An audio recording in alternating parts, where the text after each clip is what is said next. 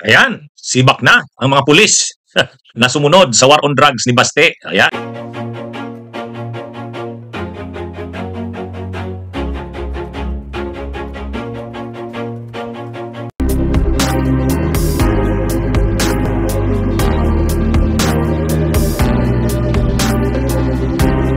Mainit na balita po ito ngayong araw lang.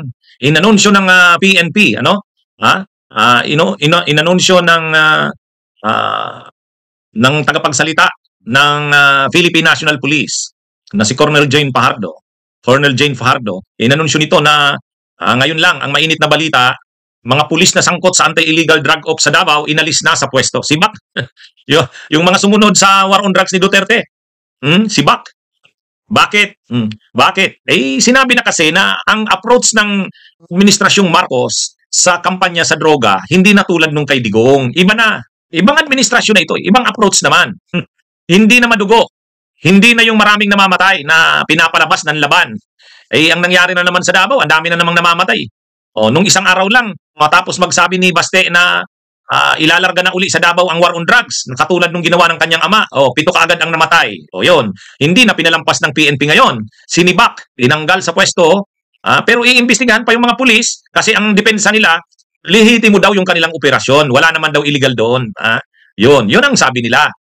Kahit yung chief of police ng Davao City, ganun ang paliwanag. Lihitimo daw. Wala daw foul play, walang hindi totoo daw na summarily executed, ibig sabihin pinatay talagang sinalvage, kumbaga pinatay EJK, extrajudicial killing din ang labas.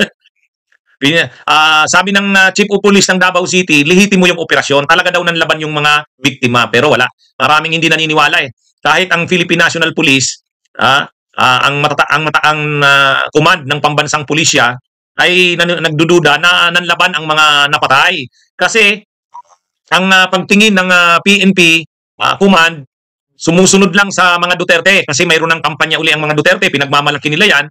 So kailangan magpakita na balik na naman ang Davao sa mga pagpatay, mga patayan. Para ma-legitimate, ma-justify yung nalalabas na nanlaban. Pero sa pagkakataong ito, hindi na suportado ng national government ang ganung kwento o narrative. Hindi tulad nung panahon ni Duterte, pag may mga ganyan, pinagtatanggol ni Duterte yan. Ngayon, iba na. Papaimbestigahan ng PNP. Totoo ba na nanlaban? Yan, malalaman yan, mga kabunyog, mga kababayan. Ito, panuorin natin po muna yung balita. Inalis na sa pwesto ang 8 pulis na sangkot sa anti-illegal drug operations sa Davao City kung saan mayroong mga namatay na sospek. Base sa tala ng PNP mula January 1 hanggang March 25, 2024, 28 ang namatay mula sa 345 na isinagawang operasyon at 424 ang naaresto. Sa naturang bilang, 7 naman ang naitalang namatay simula March 22 hanggang March 26. Mula naman sa 21 isinagawang operasyon, 17 rito ang naaresto. 7 baril din ang nasamsam at nasa mahigit sa 1.3 million pesos na shabu ang nakumpiska. Ayon kay PNP Public Information Office Chief Police Colonel Jane Fajardo, bagamat nanindigan ng Davao City Police na lehitimo ang kanilang mga operasyon ay isinailalim na rin ng mga ito sa investigasyon. March 22, kasabay ng turnover ceremony ng bagong Davao City Police Director, idineklara ni Mayor Baste Duterte ang war on drugs sa syudad.